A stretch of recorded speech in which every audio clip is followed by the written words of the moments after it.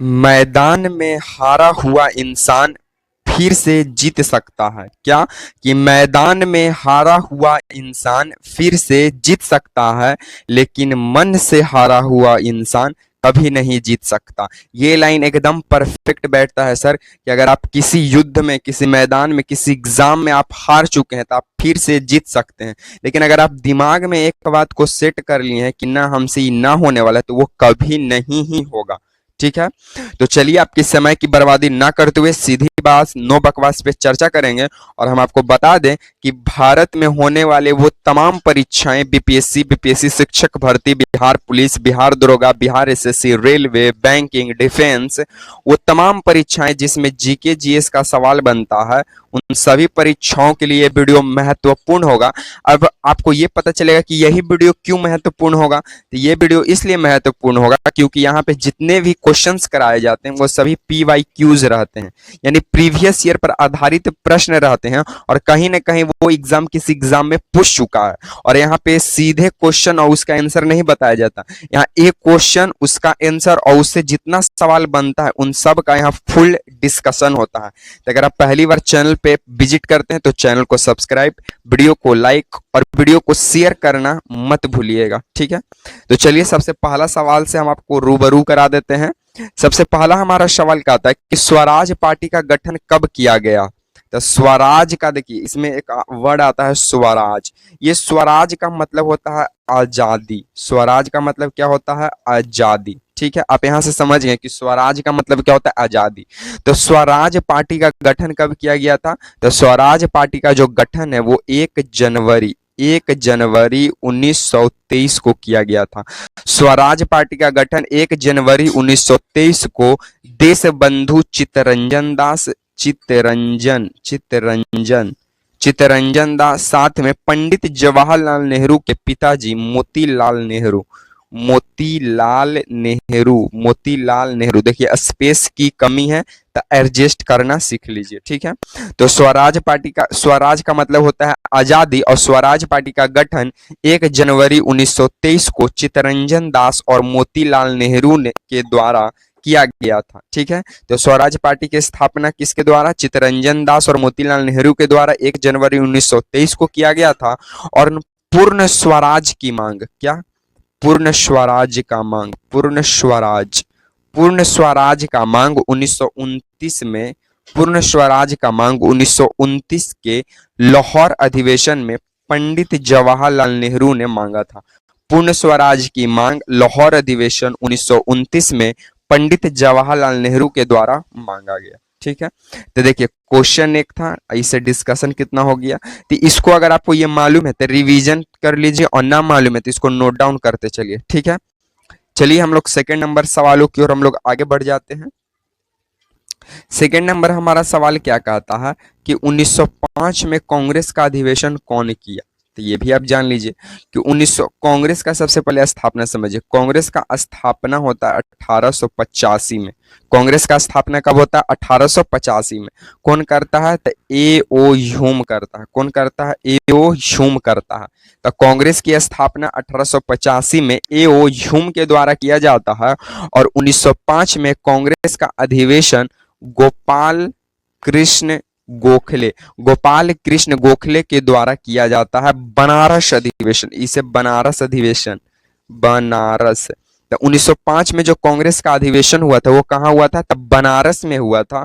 और कौन किए थे? तब गोपाल कृष्ण गोखले किए थे। उसके बाद 1906 में जो कांग्रेस का अधिवेशन होता है ये होता है कलकत्ता अधिवेशन। 1906 में कलकत्ता अधिवेशन होता है, और इसकी जो अध्यक्षता है वो दादा भाई नौरोजी करते हैं। तो 1906 में कलकत्ता अधिवेशन जिसकी अध्यक्षता दादा भाई नौरोजी करते हैं, और 1907 में सूरत अधिवेशन जिसकी अध्यक्षता रास बिहारी बोस करते हैं। आपको तो ये मालूम ही होगा। ठीक है, तो 1905 कांग्रेस का स्थापना 1885 में A.O. ह्यूम के द्वारा, और 1905 में जो करते हैं वो गोपाल कृष्ण गोखले बनारस अधिवेशन करते हैं। 1906 में कलकत्ता अधिवेशन होता है, और ये दादा भाई नौरोजी के द्वारा किया जाता है। 1907 में सूरत अधिवेशन जिसकी अध्यक्षता रास बिहारी घोष करते हैं। और ये यहाँ से एक और सवाल बन जाता है कि कांग्रेस के जो संस्थापक थे एओ ह्यूम, ये किसके समय कांग्रेस की स्थापना हुआ था? तो लॉर्ड डफरिन, उस समय भारत का जो वायसराय था वो कौन था? डफरिन था। तो इसीलिए कांग्रेस का मस्तिष्क का उपज माना जाता है किसे? डफरिन का, यानी डफरिन के दिमाग का ये उपज है कौन? कांग्रेस पार्टी। ठीक है। चौथा नंबर अगर हम सवाल पे गौर कर दे तो चौथा नंबर हमारा सवाल बनता है कि व्यक्तिगत सत्याग्रह कब हुआ? व्यक्तिगत सत्याग्रह कब हुआ? तो व्यक्तिगत सत्याग्रह के जनक है विनोबा भावे। विनोबा विनोबा भावे हैं। कौन है? विनोबा भावे हैं। और व्यक्तिगत सत्याग्रह की शुरुआत 17 अक्टूबर 1940 में किया जाता है। व्यक्तिगत सत्याग्रह के जनक विनोबा भावे। और कब किया गया शुरुआत व्यक्तिगत सत्याग्रह? 17 अक्टूबर 1940 को इसकी शुरुआत हुई। और विनोबा भावे को रमन मैग्सेसे पुरस्कार, रमन मैग्सेसे यानी कि रमन मैग्सेसे प्राप्त करने वाले प्रथम भारतीय थे। प्रथम भारतीय। तो रमन मैग्सेसे पुरस्कार प्राप्त करने वाले प्रथम भारतीय कौन है? विनोबा भावे, जो व्यक्तिगत सत्याग्रह के जनक भी माने जाते हैं। और व्यक्तिगत सत्याग्रह की शुरुआत 17 अक्टूबर 1940 को हुआ था। ठीक है। चलिए हम लोग 5वां नंबर सवालों की ओर आगे बढ़ जाते हैं। 5वां नंबर हमारा सवाल क्या कहता है कि रेगुर मृदा किसे कहते हैं? तो रेगुर मृदा को ही काली मृदा के नाम से जानते हैं, यानी काली मृदा को ही रेगुर मृदा भी कहते हैं। साथ में इसे ही कपासी मृदा भी कहते हैं। कपासी मिट्टी भी कहते हैं। तो काली मृदा का दूसरा नाम है रेगुर मृदा, और काली मिट्टी को ही कपासी मिट्टी, काली मिट्टी, रेगुर मिट्टी के नाम से जाना जाता है। और खास बात यह है कि काली मिट्टी में कपास का फसल के लिए ये उपयुक्त मानी जाती है। तो पूछेगा कि काली मिट्टी किस फसल के लिए उपयुक्त मानी जाती है? तक कपास के लिए। ठीक है। और काली मिट्टी का सर्वाधिक विस्तार महाराष्ट्र में देखने को मिलेगा आपको। कहाँ पे? महाराष्ट्र में। महाराष्ट्र में ही है तारापुर परमाणु संयंत्र। तारापुर परमाणु संयंत्र जो कि विश्व का सबसे पुराना माना जाता है। तारापुर परमाणु संयंत्र कहाँ है? महाराष्ट्र में। ठीक है। आप यहां से ये देख लीजिएगा। चलिए हम लोग 6 नंबर सवाल देख लेते हैं। 6 नंबर हमारा सवाल कहता है कि ईस्ट इंडिया कंपनी के समय मुगल शासक कौन था? तो ईस्ट इंडिया कंपनी की जो स्थापना है वो 31 दिसंबर 1600 ईस्वी को हुआ है। और इस वक्त मुगल शासक अकबर हुआ करता था। कौन था? अकबर। अकबर का मृत्यु जो है 1605 में हुआ है। अकबर का मृत्यु कब हुआ? 1605 में। और इसकी स्थापना 1600 में ही हो गया था। तो ईस्ट इंडिया कंपनी के समय मुगल शासक कौन था? अकबर था। और ईस्ट इंडिया कंपनी की स्थापना 31 दिसंबर 1600 ईस्वी को हुआ। और अकबर का ही बेटा कौन था? जहांगीर था। जहांगीर के ही समय भारत आने वाला प्रथम अंग्रेज हॉकिंस था। ठीक है। तो पूछेगा कि भारत आने वाला प्रथम अंग्रेज कौन था? तो हॉकिंस था। और ये किसके समय आया? तो मुगल शासक जहांगीर के समय आया। और जहांगीर का पिताजी कौन थे? अकबर। तो अकबर का बड़ा पुत्र था जहांगीर। और जहांगीर के ही समय कैप्टन हॉकिंस आया था, प्रथम अंग्रेज। ठीक है।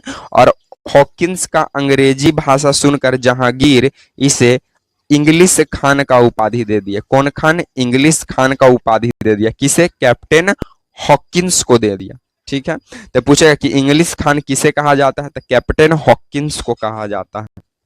चलिए हम लोग 7वां नंबर सवाल देख लेते हैं। 7वां नंबर हमारा सवाल का आता है कि पाकिस्तान पर विचार किसकी पुस्तक है? यानी पाकिस्तान पर विचार, इसको इंग्लिश में कहें तो thoughts of Pakistan. Thoughts of Pakistan यानी पाकिस्तान पर विचार के लेखक हैं बी आर अम्बेडकर यानी डॉक्टर भीमराव अंबेडकर हैं। और डॉक्टर भीमराव अंबेडकर का थॉट्स ऑफ पाकिस्तान यानी पाकिस्तान पर विचार भी पुस्तक के साथ में एक है प्रमुख बुक है एनिहिलेशन ऑफ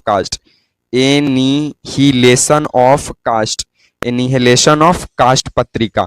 तो एनिहिलेशन ऑफ कास्ट पत्रिका भी डॉक्टर भीमराव अंबेडकर का है। थॉट्स ऑफ पाकिस्तान यानी पाकिस्तान पर विचार के भी लेखक कौन है? डॉक्टर भीमराव अंबेडकर हैं।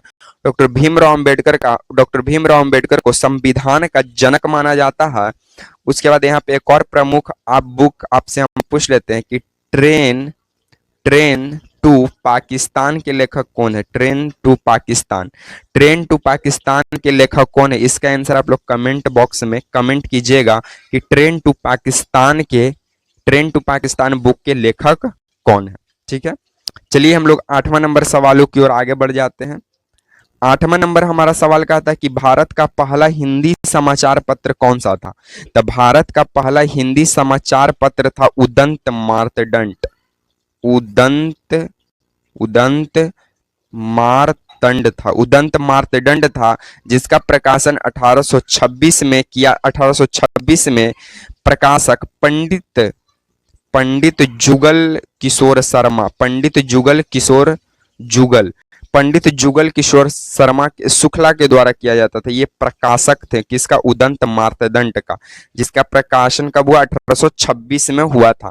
तो भारत का पहला हिंदी समाचार पत्र उदंत मार्तंड है, जिसके लेखक पंडित जुगल किशोर शुक्ला हुए, जिसका प्रकाशन 1826 में किया जाता था।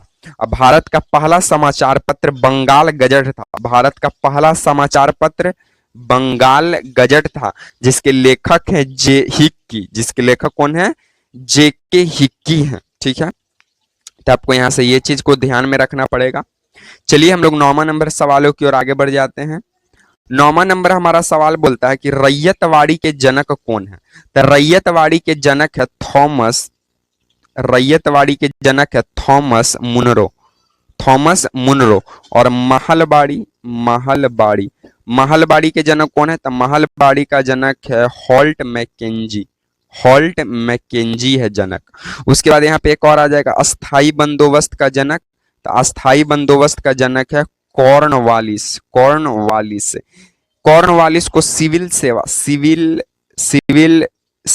भारतीय सिविल सेवा का जनक भी माना जाता है। किसे, कॉर्नवालिस को। या फिर पुलिस का जनक भी किसे माना जाता है, कॉर्नवालिस को। तो रैयतवाड़ी के जनक हुए थॉमस मुनरो, महलवाड़ी के जनक हुए हॉल्ट मैकेंजी, अस्थाई बंदोबस्त के जनक हुए कॉर्नवालिस, और कॉर्नवालिस को सिविल सेवा का जनक या फिर पुलिस दस्ता का जनक भी माना जाता है। तो आप इतना चीज यहां से सवालों को नोट डाउन कीजिएगा। तो चलिए इस सीरीज का लास्ट प्रश्न 10वां नंबर सवालों की ओर हम लोग आगे बढ़ जाते हैं। 10वां नंबर हमारा सवाल कहता है कि विटामिन ए का स्रोत क्या है। तो इसका आंसर आप लोग कमेंट बॉक्स में कमेंट कीजिएगा कि विटामिन ए का स्रोत कौन सा, और विटामिन ए की कमी से कौन सा रोग उत्पन्न होता है।